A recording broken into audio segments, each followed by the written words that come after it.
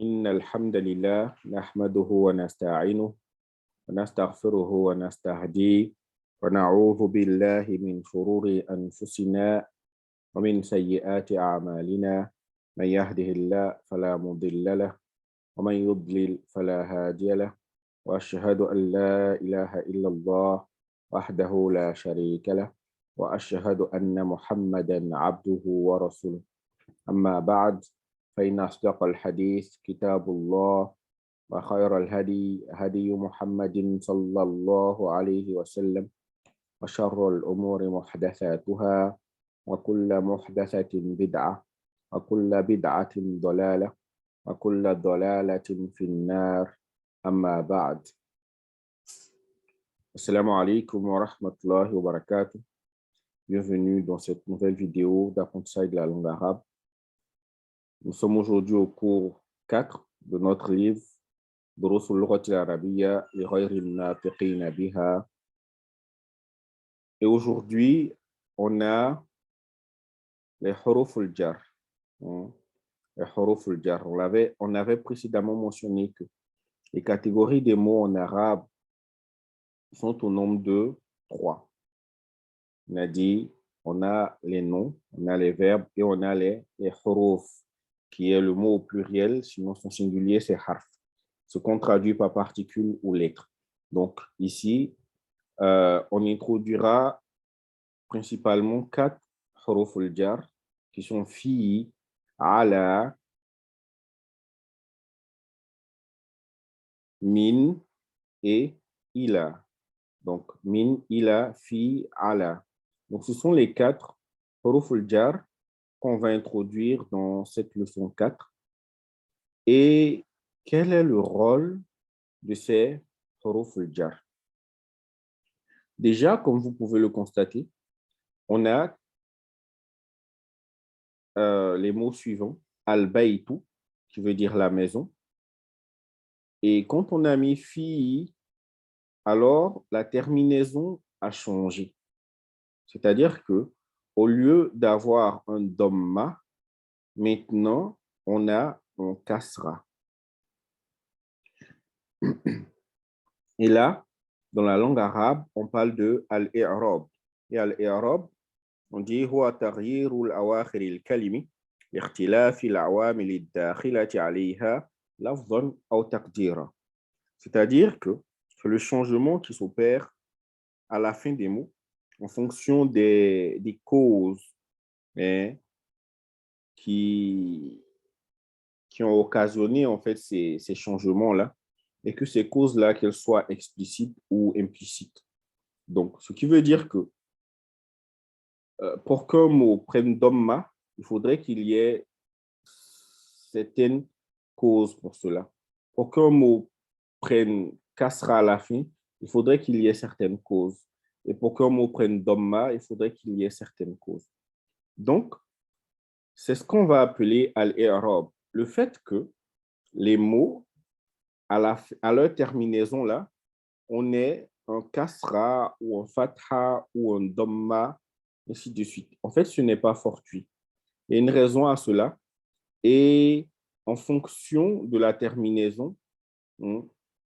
cela va vouloir dire quelque chose. Donc, ici, les huruf al-jar, quand ils viennent, ils font changer la terminaison du mot qui, au départ, était dhamma. Et dhamma, c'est le signe de rafa.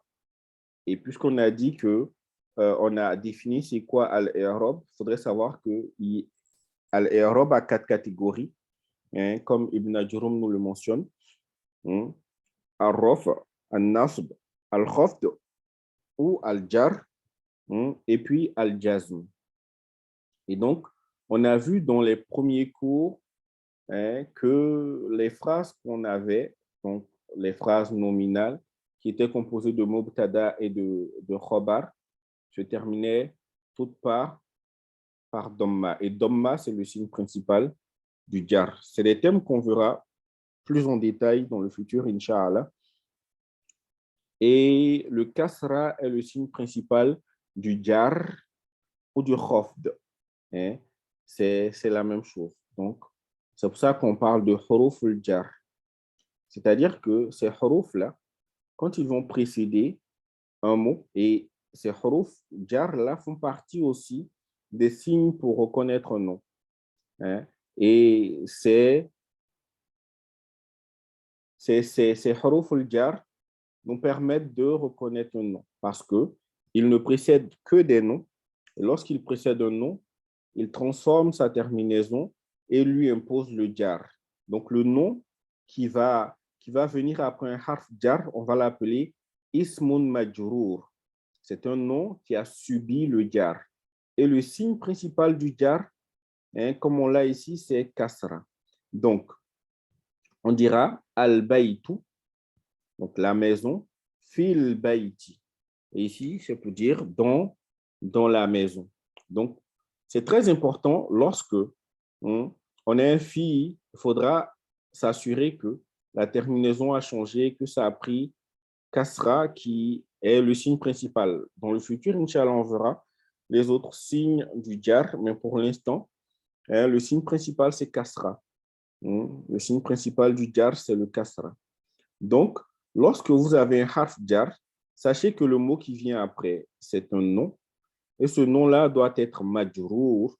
Et le signe de ce jar-là, ce n'est autre que le kasra, pour l'instant. Ensuite, on a al-masjidu. Al-masjidu, la mosquée. Fil masjidi, dans la mosquée. Ensuite, al-maktabu, le bureau. Alal maktabi, sur le bureau. As-sariru, le lit. Alas-sariri, sur le lit. Donc, on a vu un peu, hein, on nous a introduit là avec ces phrases-là, les deux huruf al-jar. Donc là, on va lire le texte de la partie bas. Aïna Muhammadun, où est Muhammad? Huwa fil ghurfati. Où est Muhammad? Donc, Aïna, ça veut dire où? Muhammad. Muhammad, et si vous avez remarqué, Muhammad a pris tanwin. Hein? Muhammad a pris tanwin, alors que par la suite, ici, on a Aminatou qui n'a pas pris tanwin. Aminatou qui est un nom de femme. Il faudrait savoir que les noms féminins en arabe n'acceptent pas de tanwin. Hein? Les noms féminins en arabe n'acceptent pas de tanwin. Il y a un certain groupe de mots chez les Arabes qui n'acceptent pas de tanwin. On les verra dans les leçons à venir, Inch'Allah. Donc, Muhammadun, Aïna Muhammadun, où est Muhammad? Huwa fil ghurfati. Il est dans la chambre. Huwa. Donc, Huwa, c'est le pronom hein, à la troisième personne du singulier. Huwa, on va traduire par il. Fil ghurfati, dans la chambre.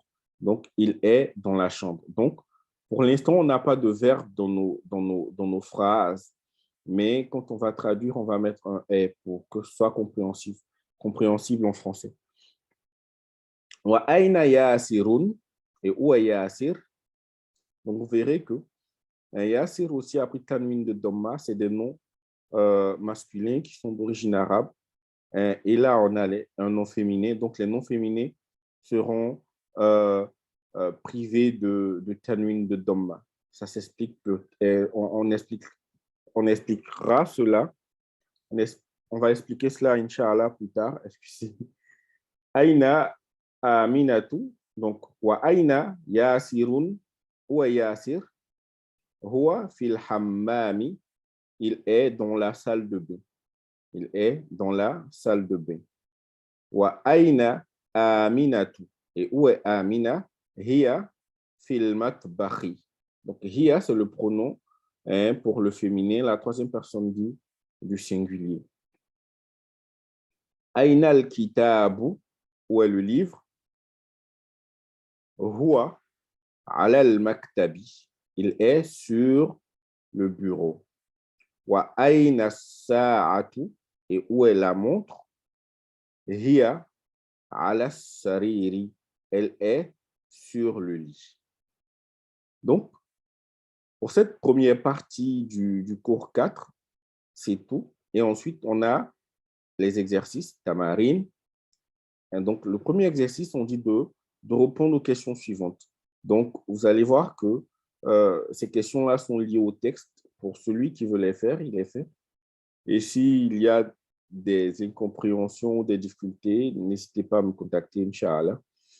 Ensuite, dans le deuxième exercice, c'est un exercice où on nous demande de lire et d'écrire en précisant la terminaison des mots, hein, pour voir si on a compris le principe. C'est-à-dire que quand on n'a pas le harf jar qui précède le nom, alors on doit mettre un dhamma. Hein, et lorsque on a un harf jar, c'est un kasra qu'on doit mettre. Donc, pour voir si on a compris cela. Et ensuite, on a un autre exercice de lecture, d'écriture et de lecture. Donc, là, vous verrez qu'il n'y a pas de harakat. Il faudra pouvoir lire sans les harakats. Après, il y a une observation ici. On nous cite des noms masculins, hein, des noms qui sont d'origine arabe, qui sont masculins, et des noms féminins. Donc, ce qu'on constate, c'est que les noms masculins ont tous des tanwins, alors que les noms féminins n'ont pas de tanwin. Comme je l'ai mentionné, les noms féminins en arabe, hein, ne prennent pas de tanwin. Ils appartiennent à un groupe de mots qui n'acceptent pas de tanwin. On verra ces mots-là plus tard, Inch'Allah. Je m'efforce de simplifier pour qu'il n'y ait pas trop d'informations, parce que quand on a trop d'informations, par moment, on ne comprend rien. Donc, le plus important pour l'instant, c'est de savoir que lorsqu'on a un harf jar, il faudrait savoir que le mot qui vient après, c'est un nom et que ce nom-là va prendre un kasra. Et on dira que ce nom-là est ism majrour. C'est un nom qui a subi le jar.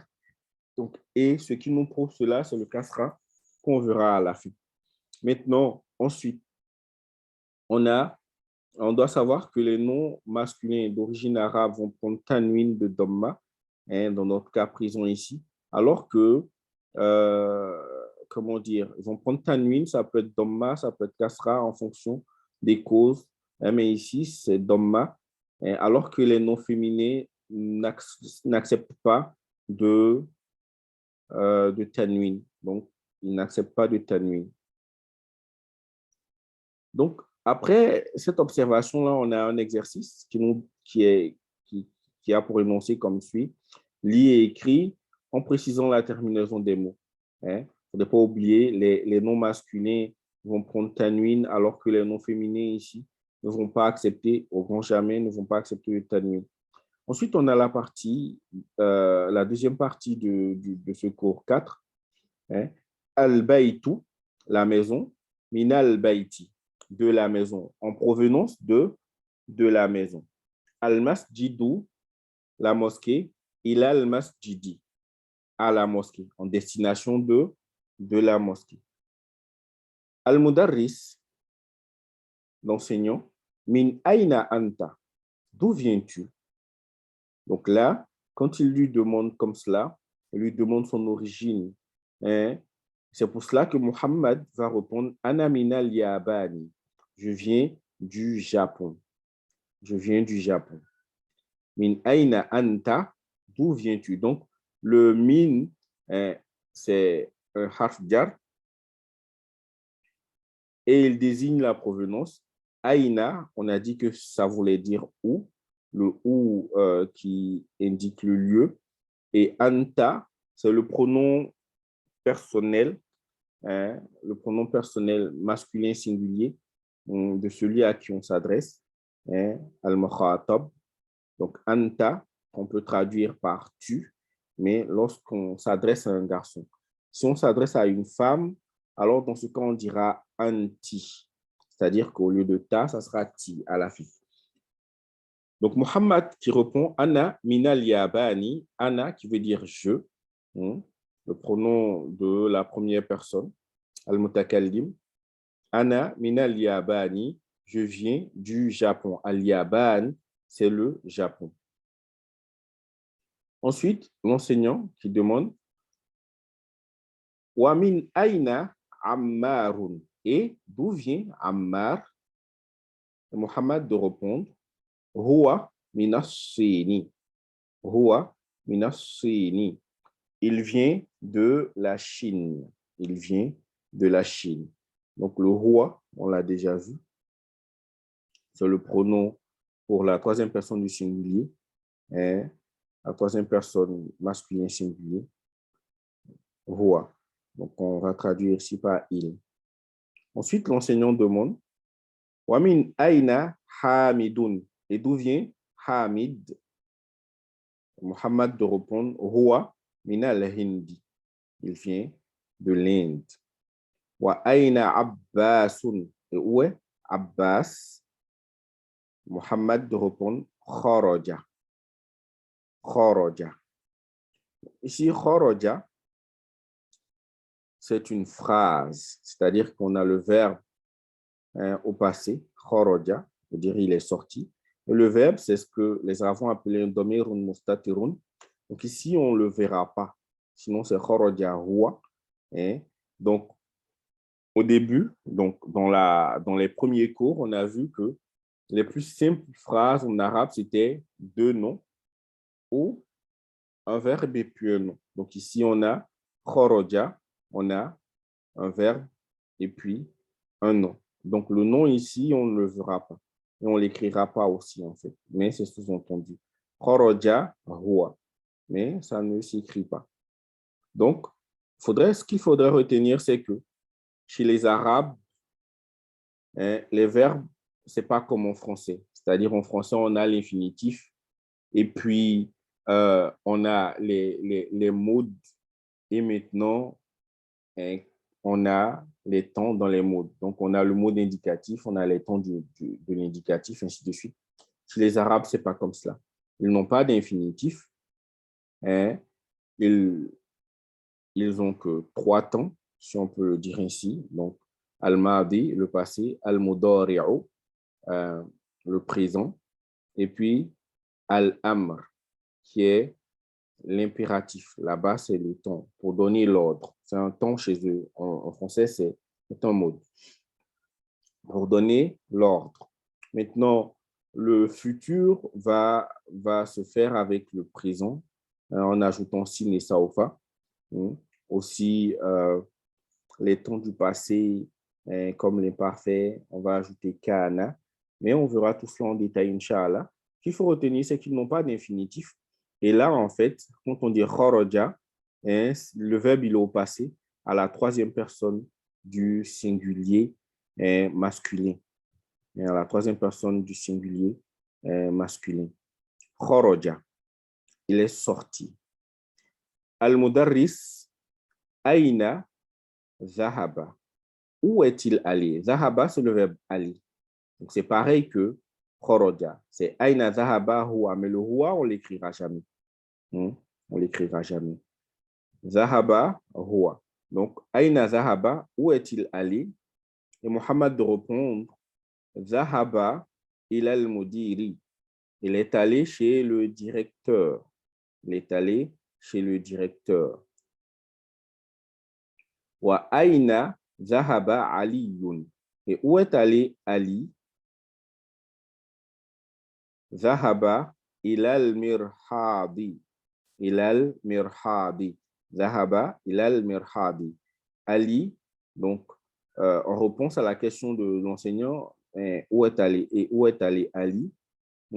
Mohammed répond, Zahaba ilal mirhadi, il est allé aux toilettes. Et après, on nous dessine al-mirhad qui est là. Donc, c'est tout pour le texte de la partie B. Et ensuite, on a les exercices. C'est pratiquement pareil que la partie A. Donc là, on nous demande de répondre aux questions suivantes. Donc, vous verrez que généralement, c'est des questions qui sont liées au texte. Qui sont liées au texte. Le deuxième exercice, c'est pareil. Lis et écrit en précisant la terminaison des mots. Ensuite, on a le troisième exercice qui nous dit donc, l'objectif est de nous permettre d'écrire, donc améliorer notre calligraphie en arabe, et puis de lire, pouvoir lire apprendre à lire sans les harakat. Donc, N'oubliez pas, je fais exprès de ne pas faire les exercices pour que les vidéos soient plus courtes, mais celui qui veut les faire, il peut les faire.